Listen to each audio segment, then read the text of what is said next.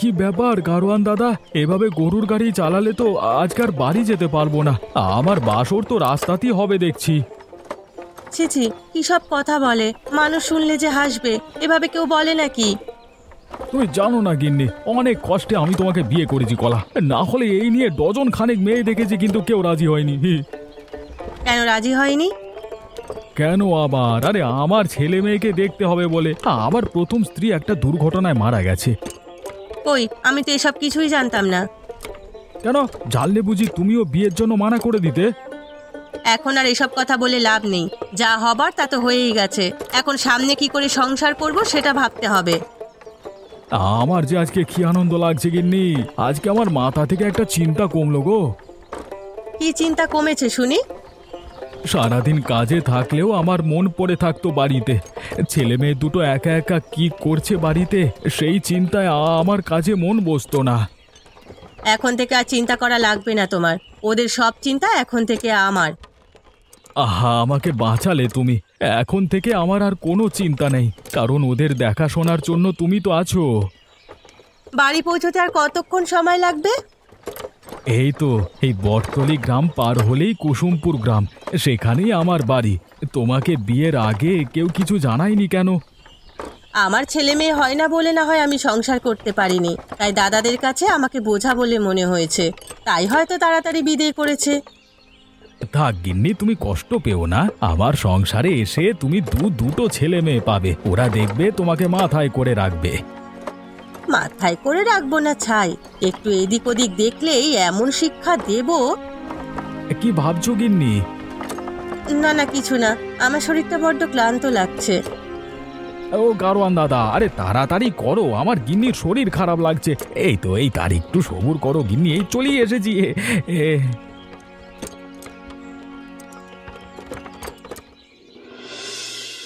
কিরে ননি দিদি ভাই, দুপুর গড়িয়ে বিকেল হয়ে গেল, তোর বাবা তো এখনো নতুন বউ নিয়ে এলো না। সে কি আর আশেপাশে বিয়ে করেছে ঠাকুমা? সেই নন্দীগ্রামে বিয়ে করেছে, ওখান থেকে আসতে তো একটু সময় লাগবে। অপু, অপু, আমাকে বরণডালাটা এগিয়ে দে তো দেখি। দিদি, তুই কেন এসব করতে যাচ্ছিস? তোর কি একটুও মায়ের কথা মনে পড়ছে না? পড়েছি রে ভাই, কিন্তু কি করব, বাবাকে তো আর এভাবে দেখতে ভালো লাগে না, সেই জন্যই তো আমাদের জন্য একটা নতুন মা নিয়ে আসার ব্যবস্থা করলাম। কিন্তু সে যদি আমাদের আদর যত্ন না করে, তখন আমরা কোথায় যাব? তোরা তখন এই বুড়ির কাছে চলে যাস, সব দরজা বন্ধ হলেও আমার দরজা তোদের জন্য আজীবন খোলা থাকবে। তোমার নিজেরই তো পেট চলে না ঠাকুমা, আমাদের খাওয়াবে কি তুমি? সে আমি যতটুকু পারি তাই খাওয়াবো তোদের। রমা মারা যাবার সময় তোদেরকে তো আমার হাতেই তুলে দিয়ে গেছে। মায়ের কথা আজ বড্ড মনে পড়ছে ঠাকুমা, নিজের মায়ের জায়গাটা আজ অন্য কাউকে দিয়ে দিতে হবে, এই ভেবে আমার বুক ফেটে যাচ্ছে। কি করবি বল দিদি ভাই, না হলে গোপালটা যে দিন দিন উচ্ছন্নে যাচ্ছে, সবার ভালোর জন্যই তো গোপালকে আবার বিয়ে করালাম। সব ভালো তো সব সময় ভালো থাকে না ঠাকুমা, সৎমা যদি আমাদের উপর অত্যাচার করে তখন আমাদের কি হবে? সেটা তখন দেখা যাবে, বরণ ডালায় তো ধান দুর্বা কিছু নেই দেখছি, তুই যা মাঠ থেকে ধান আর দুর্বা ঘাস নিয়ে আয় কিছু। ঠিক আছে, যাচ্ছি দিদি। তাড়াতাড়ি ফিরে আসিস ভাই। এতক্ষণে তো চলে আসার কথা, কি করছে কে জানে। আমার মন বলছে এখনই চলে আসবে ঠাকুমা।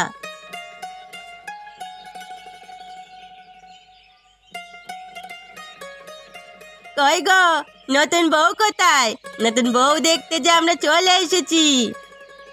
ইরে দিদি ভাই, তুই যে বললি চলে আসবে, এখন তো দেখছি ডাকিনি যোগিনী চলে এসেছে। কি বললে তুমি খুড়িমা আমাদের?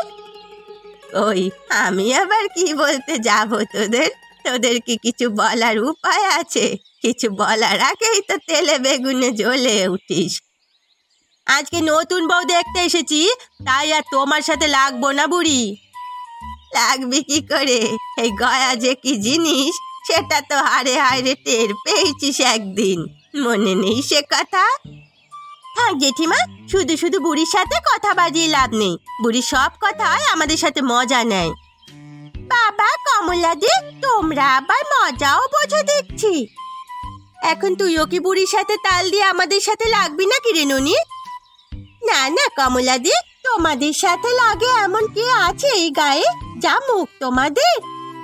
কথায় আছে না, মা মারা গেলে মেয়ে বেশি দুষ্টু হয়। দেখছিস তো কমলা, আমি বলেছিলাম না রমা মারা যাবার পরে এরা কারও কোনো কথা মানবে না। হ্যাঁ হ্যাঁ, তাই তো দেখছি। তবে রে অতচারীর দল, আমার দিদি ভাইয়ের নামে আর একটা কথা বললে তোদের মুখ আমি টেনে ছিঁড়ে ফেলবো। থাক থাক কমলা, চুপ কর চুপ কর। বুড়ি খেপলে কিন্তু আর রক্ষে নেই। তার থেকে ভালো নতুন বউ এলে আমরা দেখে বাড়ি যাই, চল। হ্যাঁ হ্যাঁ, তাই যেতে হবে দেখছি। ওই তো বাবা চলে এসেছেন নতুন মাকে নিয়ে। দিদি চল চল, বাবাদের বরণ করে নিয়ে আসি। মা গো মা, তোদের ঢং দেখলে আর বাঁচি না। সৎ মাকে নাকি ছেলে মেয়েরা বরণ করবে। দে বরণ ডালাটা দে, আমরা বরং বরণ করে ঘরে তুলি বউকে। আস্তে মুখ পুরি, আমার মাথার চুলগুলো কি সব ছিঁড়ে ফেলবি নাকি? আসতেই তো দিচ্ছি, তোমার মাথায় কি আর কি চুল আছে শুনি? একটা খোপা হয় না, আবার চুল নিয়ে বাহাদুরি। আমি আর বাহাদুরি করলাম কই? কাল তো ননি আর গয়া বুড়ি সকলে মিলেই বাহাদুরি করলো। তা তুমি ভুল কিছু বলনি জেঠিমা। এইটুকুন মেয়ে গয়া বুড়ির সাথে তাল দিয়ে আমাদের নাকানি চোবানি খাওয়াতে এলো। এর শোধ যদি আমি না তুলেছি তবে আমার নাম হরিমতি না। কি করে তুলবে এর শোধ তুমি? দুদিন যেতে দে না, ওদের মামের ভেতরে এমন আগুন লাগাবো যে গোপালের সংসার জোরে পুড়ে ছারখার হয়ে যাবে। আমার মনে হয় না তোমাকে কিছু করতে হবে। কেন রে, তবে কে করবে শুনি? ওরাই করবে যা করার। তুমি নতুন বউয়ের আব্বা, আমার কিন্তু বেশি একটা ভালো ঠেকেনি গো জেঠিমা। ওই বউয়ের মুখখানা দেখলেই বোঝা যায় হাড় জ্বালানো মেয়ে ছেলে। তাহলে তো আমাদের কাজ আরো সহজ হয়ে গেল রে। কালই এক পাক ও বাড়িতে যাব। ছেলে মেয়ে দুটো বাড়িতে না থাকলে বউটাকে কুবুদ্ধি দিয়ে একেবারে মনটাকে বিষিয়ে দিয়ে আসবো। সাথে আমাকে নিয়ে যেতে কিন্তু ভুলো না। আর ওই গয়া বুড়ির বাড়ি যাওয়া বন্ধ করতে হবে ওদের, তাহলে এত লাফালাফি কমবে। শুনেছি গোপালের বউয়ের নাকি আগেও দুটো বিয়ে হয়েছিল। মা, কি বলছো গো তুমি জেঠিমা? এই খবর তুমি কোথায় পেলে? এই হরিমতির অনেক দূর দূর পর্যন্ত হাত আছে জানিস। ওই মেয়ে ছেলে কাউকে নাকি সহ্য করতে পারে না, সেজন্যই তো সংসার ভেঙেছে দুইবার করে। তাহলে গোপাল দাদা ছেলে মেয়েকেও পছন্দ করবে বলে মনে হয় না। সে তো কদিন বাদে গেলেই বোঝা যাবে। এখন এসব রেখে মাথায় বিলি দিয়ে একটু উকুন এনে দে তো দেখি। দিচ্ছি বাবা দিচ্ছি, আমি এলেই আমাকে খাটিয়ে মারো। বিনামূল্যে এমন বিনোদন যে পাচ্ছিস, তার জন্য তো একটু কাজ করতে হবে। লোকটাকে তো খাইয়ে বিদে করলাম, কিন্তু এই রাবণের বংশকে তো নিধন করতে হবে। সকাল থেকে আমি খেটে মরছি, আর এখনো নবাবের মতো ঘুমোচ্ছে দুটোতে। ননি, এই অপু, বাইরে আয় বলছি, তাড়াতাড়ি বেরিয়ে আয়। কি হয়েছে মা, আমাদের ডাকছো কেন তুমি? বলি নবাবের বেটির মতো সকালবেলা তো ঘুম কিসের শুনি? মেয়েদের সকাল সকাল উঠেই বাড়ির কাজ করতে হয়, আমি একা হাতে সব করবো নাকি? কিন্তু দিদি তো কখনো কাজ করেনি মা। আমাদের মা মারা যাবার পরে গয়া ঠাকুমাই সব কাজ করে দিয়ে গেছে। কোনো কাজ করেনি। কোনো কাজ করবে না তো কি করবে শুনি? এত বড় ঢিঙ্গি মেয়ে হয়েছে, এখনো কোনো কাজ জানে না। আর শুধু ননি নয়, তোকেও কাজ করতে হবে। আমি আবার কি কাজ করব? যা জঙ্গলে গিয়ে ঘুটে কুড়িয়ে নিয়ে আয়।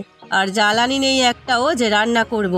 আর ননি, পুকুর ঘাটে গিয়ে জল নিয়ে আসবি, আর থালা বাসনগুলো ধুয়ে আনবি।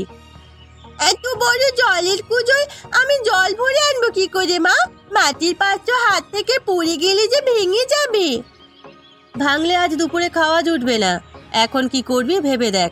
হা করে চেয়ে না থেকে তাড়াতাড়ি কাজে লেগে পড় দেখি। মা, তুমি আমাদের সাথে এমন রেগে রেগে কথা বলছো কেন? কি হয়েছে তোমার?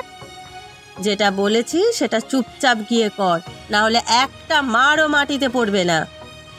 চল ভাই, আমাদের কাজগুলো সেরে ফেলি।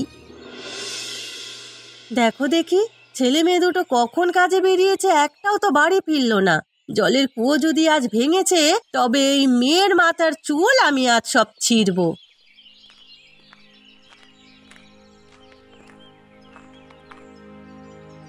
কি গো নতুন বৌদি, একা একা কি বিড়বিড় করে যাচ্ছ সেই থেকে?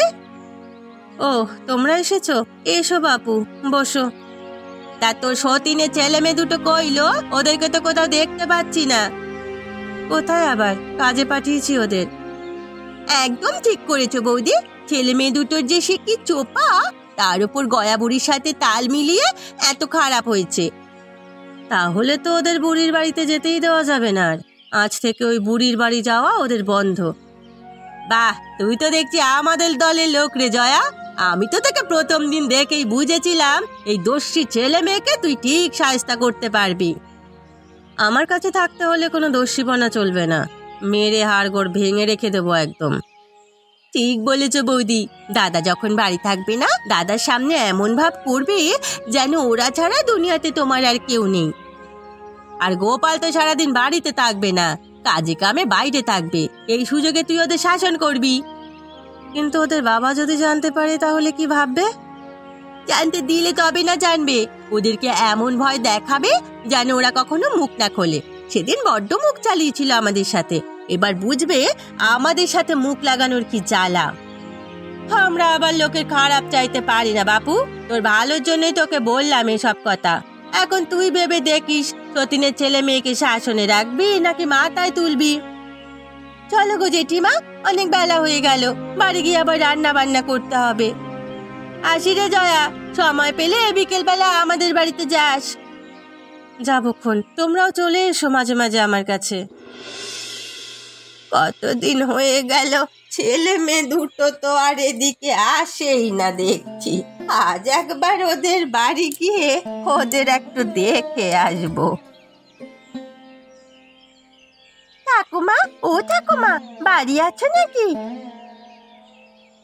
আরে দিদি ভাই, তোরা এতদিনে বুড়ির কথা মনে পড়লো?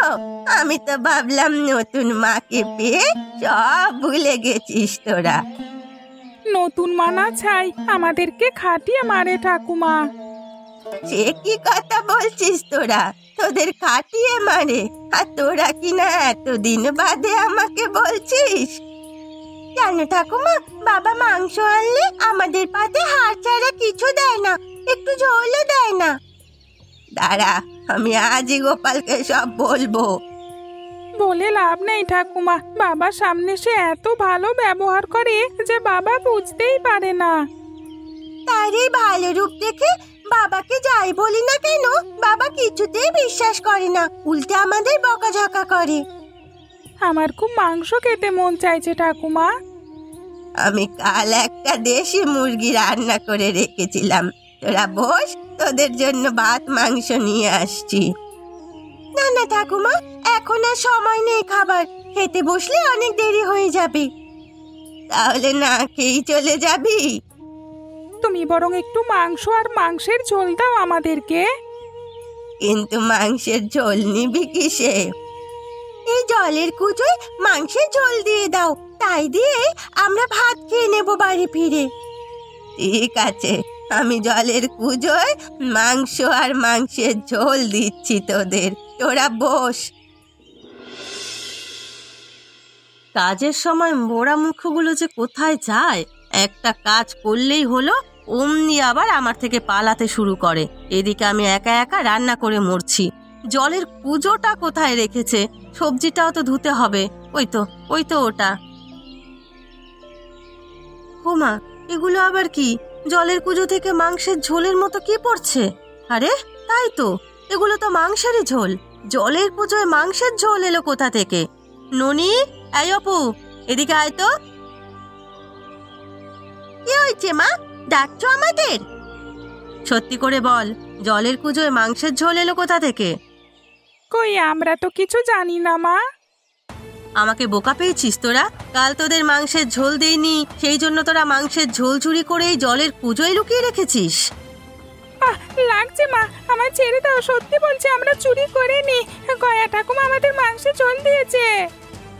ওকে ছেড়ে দাও মা, ও ব্যথা পাচ্ছে। তবে রে হতভাগী, আমার মুখে মুখে কথা, এই বাড়িতে তোদের আর কোনো জায়গা হবে না। দূর হয়ে যা, বেরিয়ে যাই বাড়ি থেকে। আমরা কোথায় যাব মা? আমাদের যে যাওয়ার কোনো জায়গা নেই, তুমি আমাদের তাড়িয়ে দিও না। ভাগাড়ে গিয়ে মর যা, আর তা না হলে দুজনে মিলে নদীতে ঝাঁপ দিবি, তবু আর এ বাড়িতে আসবি না।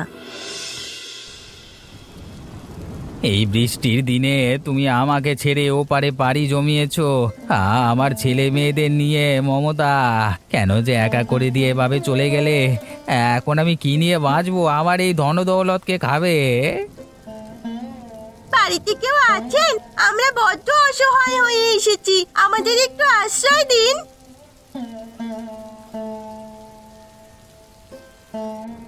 আরে আরে কে তোমরা? এই বৃষ্টিতে এভাবে ভিজলে তো শরীর খারাপ করবে, বারান্দায় উঠে এসো। আমরা দুই ভাই বোন অনেক বিপদে পড়ে এসেছি বাবা, আমাদের একটু আশ্রয় দিন। আমাদের যে মাথা গোজার কোনো ঠাঁই নেই বাবা। বাবা বলে যখন ডেকেছিস তখন অবশ্যই তোদের আমি আশ্রয় দেব, কিন্তু তোরা কোথা থেকে এসেছিস মা? আমরা কুসুমপুর থেকে এসেছি বাবা। সৎমা আমাদের অত্যাচার করে বাড়ি থেকে বের করে দিয়েছে, আমাদের যে আর কোনো থাকবার জায়গা নেই। কে বলেছে তোদের আর কোনো জায়গা নেই? আমাকে যখন বাবা বলে ডেকেছিস তখন আজকে থেকে তোরা আমার ছেলে মেয়ে হয়েই থাকবি এ বাড়িতে। বাড়িতে আর কেউ নেই, কাউকেই তো দেখতে পাচ্ছি না। এক সময় আমার সুখের পরিবার ছিল রে মা। আমার গিন্নি আর দুই ছেলে মেয়েকে নিয়ে সুখী দিন কাটছিল আমার, কিন্তু সেবার কলেরায় মহামারী আকার ধারণ করলে আমার গিন্নি এবং দুই ছেলে মেয়ে মারা যায়। সেই থেকে আমি একাই থাকি এ বাড়িতে। যেহেতু তুমি আমাদের আশ্রয় দিয়েছো, তাই আজকে থেকে আমরা তোমার ছেলে মেয়ে হয়েই থাকতে চাই। বৃষ্টিতে ভিজে তো তোরা একাকার হয়ে গেছিস মা। চল চল ঘরে চল, আমার ছেলে মেয়ের যে পোশাক আছে ওগুলোই পরে নিস, কালকে আমি তোদের জন্য নতুন জামা কাপড় কিনে আনবো। অপু, এখনো তোর গোছানো হলো না রে? কোন সেই সকালে ডেকে দিয়েছি, এখনো তোর গোছানো শেষ হয় না? এদিকে আজকে যে তোর পরীক্ষা, সে খেয়াল আছে? তুই না থাকলে আমার সংসারটার যে কি হতো। ওপরওয়ালা কিছু কেড়ে নিলে কিছু অবশ্যই দেন, না হলে আমার সংসার ডুবতে বসেছিল। তোরা এলি বলি না আবার প্রাণ ফিরে পেল। হয়তো আমাদের ভাগ্যে এটাই লেখা ছিল বাবা, তা না হলে নিজের বাবা থাকতেও আজ তোমার কাছে এসে থাকতে হবে। থাক সেসব বাদ দে দিদি, নিজের বাবা থেকেও তো আমাদের দুঃখ বোঝেনি। আজকে না তোর পরীক্ষা আছে অপু? হ্যাঁ বাবা, তুমি আরতে যাবে কখন? আজকে আর যাব না ভাবছি, মদনকে সব বুঝিয়ে দিয়ে এসেছি গতকালকে। কেন যাবে না কেন বাবা? তোমার কি শরীর খারাপ করছে নাকি? আরে না রে মা, গায়ের স্কুলটায় তো আমি দান দক্ষিণা করি, আর আজকে আমার ছেলের পরীক্ষা, আমি তার সাথে না গেলে হয় নাকি? আর তাছাড়া এবার তো অপুর স্কুল শেষ হয়ে কলেজ শুরু হবে। আচ্ছা, খেয়ে দিয়ে তবে তোমরা স্কুলে যাও, আমি দুপুরের জন্য রান্না বসাই। আমার খাওয়া শেষ, চলো বাবা আমরা যাই, না হলে আবার দেরি হয়ে যাবে। হ্যাঁ হ্যাঁ চল, তবে আমরা বের হই। আসি রে মা আমরা। সাবধানে যেও। আমাকে আর এক কাপ চা করে খাওয়াবি ননিমা? না না, একদম না, সকাল থেকে 3 কাপ চা খেয়ে ফেলেছো, এভাবে চা খেলে শরীর খারাপ করবে বাবা। আর শরীর খারাপ? এখন দিন দিন বয়স হচ্ছে, শরীর তো এমনিতেই খারাপ হবে। অপুটা কোথায় গেল? ওকে তো দেখছি না সকাল থেকে। অপুকে আমি আরতে পাঠিয়েছি, আমার অবর্তমানে সব তো অপুকেই দেখতে হবে, তাই এখন থেকেই হাতে কলমে সব শিখে নিক। বাড়িতে কেউ আছো গো মা? আমায় দুটো ভিক্ষা দেবে? আরে আসুন আসুন, বসুন এখানে। তা আপনি কোথা থেকে এসেছেন? আমি এসেছি কুসুমপুর থেকে। এই 3 কুলে আমার কেউ নেই মা, কোনো রকমে দুটো ভিক্ষে করে পেট চালাই। কুসুমপুরে বাড়ি তোমার? নামটা কেমন যেন চেনা চেনা লাগছে। আগে আমার স্বামী গোপালচন্দ্র গায়ে গায়ে মাছ বিক্রি করত, তাই হয়তো কোথাও নাম শুনেছেন কুসুমপুরের। তা তোমার স্বামী সন্তানের কি হয়েছে, তারা কেউ নেয় নাকি? না বাবু, আমার তো সন্তান হয়নি কখনো। সতীনের দুটো ছেলে মেয়ে ছিল, অনেক অত্যাচার করে ওদের বাড়ি থেকে তাড়িয়ে দিয়েছি। উপরওয়ালা সেই পাপের শাস্তি দিচ্ছে এখন। স্বামীটা কলেরায় মরল, আর ছেলে মেয়েদের কোনো খোঁজ পাইনি। আপনি বসুন, আমি এখনই রান্না বসাবো, দুপুরে এখানে খেয়ে যাবেন। তাহলে তো খুব ভালো হয় মা। আজ 3 দিন আমি জল ছাড়া আর কিছুই খাইনি। বোধ হয় আমার আয়ুও শেষ হয়ে এসেছে। আপনি এখানে বসুন, আমি এখনই রান্না করে আসছি। খাও মা, পেট ভরে খাও। অনেক দিন না খেয়ে শরীরের কি হাল হয়েছে। এইগুলো সব পাপের ফল, বুঝলে তো। সতীনের ছেলে মেয়ে তো কি হয়েছে, নিজের ছেলে মেয়ের মতো মানুষ করতে পারলে আজকে আর তোমার এই দুঃখ থাকতো না। আমি যে খুব ভুল করে ফেলেছি বাবু। আশেপাশের সবার কান ভাঙা নিতে ছেলে মেয়ে দুটোকে আমি অনেক অত্যাচার করেছি। জল জল। সে কি মা, গলায় ভাত আটকেছে নাকি? জল খাও এই জলের কুঁজো থেকে। এ কি, জলের কুঁজো থেকে মাংসের ঝোল বের হচ্ছে কেন? মনে পড়ে তোমার সতীনের ছেলে মেয়েকে জলের কুঁজোতে মাংসের ঝোল লুকিয়ে রাখবার অপরাধে কি অত্যাচারটাই না করেছিলে। সে কি, এ কথা তো কেউ জানে না। তোমরা কি করে জানলে বাবা? শুধু অত্যাচার করেই ক্ষান্ত হওনি, তাদেরকে বাপের ভিটে ছাড়া করেছ। তোমরা কে মা, এত কিছু কি করে জানো? এখনো চিনতে পারোনি তুমি ওদের? ওরাই তোমার সেই ছেলে মেয়ে, ননিবালা ও অপু। ননি, অপু, কত খুঁজেছি তোদের ক্ষমা চাইবো বলে। আমাকে তোরা ক্ষমা করে দে মা। আমি অনেক অন্যায় করেছি তোদের সাথে। যা হয়ে গেছে সেটা তো আর পাল্টানো যায় না। তোমাকে নিয়ে আমাদের মনে আর কোনো অভিযোগ নেই মা। সেই দিন যদি বাবা আমাদের আপন করে না নিতেন, তবে আজকে আমাদের কি হতো তা কেবল ওপরওয়ালাই জানেন। কত কত জায়গায় যে আমি তোদের খুঁজেছি বাবা, তা বলার কথা নয়। দেখ, উপরওয়ালা আমাকে আমার ভুলের শাস্তি দিয়েছেন এই দুনিয়াতেই। আজ তোরা আমায় ক্ষমা করলে আমি মরেও শান্তি পাবো। আমরা তোমাকে ক্ষমা করে দিয়েছি মা। কথায় আছে না, পাপ তার বাপকেও ছাড়ে না। দেখেছো তো, অন্যায়ের সাথে অন্যায় করলে নিজের সাথে অন্যায় হয়। আমি সেটা হাড়ে হাড়ে টের পেয়েছি। আমাকে তোরা ক্ষমা করে দিস, সেটাই অনেক। আমি এখন যাই রে মা। কোথায় যাবে তুমি? জানি না, শেষ বয়সটা এভাবে কাটিয়ে পাপের প্রায়শ্চিত্ত করেই কাটিয়ে দেব রে মা। কোথাও যাবে না তুমি, তোমার পাপের শাস্তি তুমি পেয়ে গেছো। আর তোমাকে কষ্ট করতে হবে না, এখন থেকে তুমি আমাদের সাথেই থাকবে। উপরওয়ালা তোদের মতন সন্তান ঘরে ঘরে দিক। আমার পেট খালি রেখেছেন তো কি হয়েছে, আমার কোল তো ভরে দিয়েছেন।